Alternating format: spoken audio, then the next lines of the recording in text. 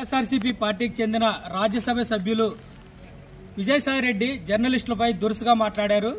ఇటీవల మీరందరూ కూడా టీవీలో వేదికగా చూశారు.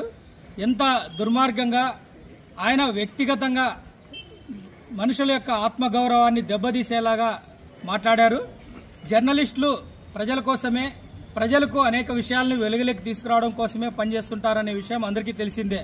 మరి అట్లాంటి జర్నలిస్టులు ఒక కథనాన్ని ప్రచురిస్తే దానిపైన ఏదైనా వాళ్ళకి అబ్జెక్షన్స్ ఉంటే లీగల్గా కోర్టుల్లో తేల్చుకోవచ్చు. కానీ అలా కాకుండా వ్యక్తిగతంగా ఈరోజు ప్రధానమైనటువంటి ఛానళ్లకు సంబంధించినటువంటి ప్రముఖ జర్నలిస్టులని పేరు పెట్టి వ్యక్తిగతంగా వాడు వీడు అంటూ ఇష్టానుసారం మాట్లాడినటువంటి పరిస్థితి చాలా దుర్మార్గమైనటువంటిది.